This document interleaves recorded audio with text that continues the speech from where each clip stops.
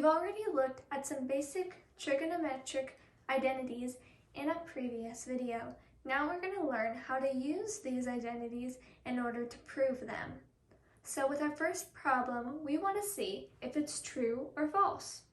So our equation given is sine squared of x plus cosine squared of x divided by cosecant of x equals sine of x.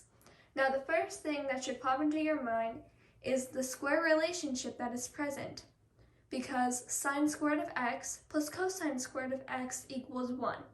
Therefore, in step 2, we can replace that with 1. So that leaves us with 1 over cosecant of x. Now if we remember, our sine of x identity equals 1 over cosecant of x. So therefore, this is true. Next up, we are going to prove the identity of this equation. In step 1, we see 1 minus cosine of x times 1 plus cosine of x divided by cosine squared of x equals tangent squared of x. Now, the first thing we can think of is thinking of the top of our first part of our equation as a quadratic, 1 minus x times 1 plus x. So therefore, as shown in step 2, we can replace that with 1 minus cosine squared of x over cosine squared of x equals tangent squared of x. Now hopefully the first thing you think of when you look at this new equation is, hey, there's a squared relationship, because 1 minus cosine squared of x is equal to sine squared of x. Now we can substitute that in our third and final step, because sine squared of x divided by cosine squared of x, or y squared divided by x squared, equals tangent squared of x. And so therefore we have proven the identity. Let's try one more. Here we have another identity to prove, and this one's going to take a little more work, so let's get started. So we have sine of x over 1 plus cosine of x plus 1 plus cosine of x over sine of x equals 2 cosecant of x. At first this can be a little intimidating, but remember that when we're adding fractions, the denominator needs to be the same. Therefore, we're going to multiply. So in step 2, we're going to take the first part of that addition, and we're going to multiply both the top and bottom by sine of x. So therefore, we get sine squared of x over sine of x plus sine of x cosine of x.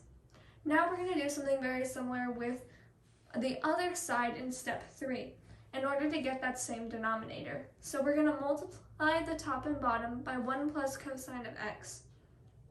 Therefore, we get cosine squared of x plus 2 cosine of x plus 1 over sine of x plus sine of x cosine of x. Now let's move on to putting it all together. And here are our last few steps of our last proven identity. So here we have is sine squared of x over sine of x plus sine of x cosine of x plus cosine squared of x plus 2 cosine of x plus 1 over sine of x plus sine of x cosine of x equals 2 cosecant of x. That is sure a mouthful. And now we keep the denominator and add the numerators, as is common with fraction adding. So we have sine squared of x plus cosine squared of x plus 2 cosine of x plus 1 divided by sine of x plus sine of x cosine of x.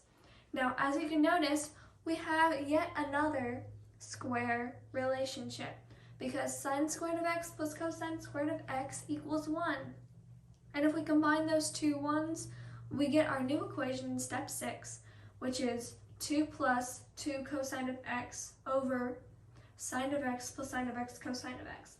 Now what I did in step 6 is I actually broke apart our denominator back to what we used to do, which was sine of x times 1 plus cosine of x, which we did in an earlier step, because that makes it easier to cancel out the cosines to leave in step 7 2 over sine, which equals 2 cosecant of x, which means that we have proven the identity. Great job, and I'll see you next time.